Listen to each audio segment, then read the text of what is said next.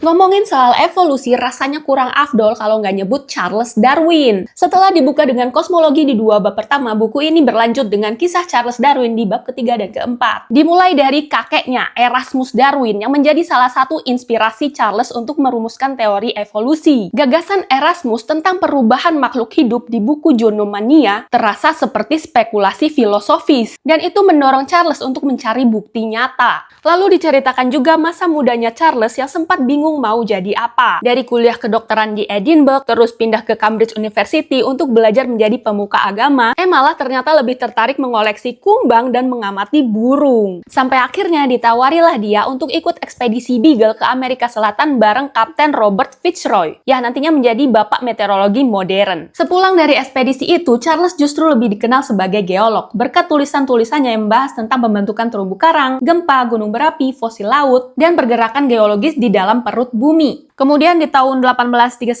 dia menikah, punya banyak anak, dan mulai nyicil menulis gagasan besarnya yang kelak dikenal sebagai teori evolusi melalui seleksi alam. Disebutkan Charles sangat berhati-hati dalam mengerjakannya, sehingga buku On the Origin of Species baru dirilis 20 tahun kemudian. Pembahasan selanjutnya adalah tentang bagaimana orang-orang di abad ke-19 mengkritik keras buku dan gagasannya, dari kecaman sampai olok-olok. Bahkan tidak jarang di antara orang-orang itu adalah ilmuwan. Carl Sagan pun merangkum komentar-komentar negatif tersebut lalu menyimpulkan bahwa penolakan yang terjadi pada saat itu bukan hanya datang karena alasan agama, tapi juga didasari oleh sifat arogansi manusia, yang mana orang-orang tersebut tidak sudi disetarakan dengan binatang. Pokoknya manusia harus lebih tinggi dari binatang. Ya mungkin orang-orang zaman dulu emang gitu kali ya. Rasa superioritasnya itu tinggi banget. Beda sama kita sekarang yang dengan kesadaran penuh setuju bahwa terkadang binatang memang lebih bermoral daripada manusia. Ya kira-kira gitu isi bab 3 dan 4. Selain tentang Charles Darwin, Carl Sagan juga membantu menjelaskan tentang teori seleksi alam itu. Dan juga mengutip beberapa bagian dari buku On the Origin of Species. Buat aku yang cuma tahu Charles Darwin dari buku pelajaran sekolah cukup suka sih sama buku ini. Jadi kayak mendapatkan sesuatu yang baru. Shadows of Forgotten Ancestor.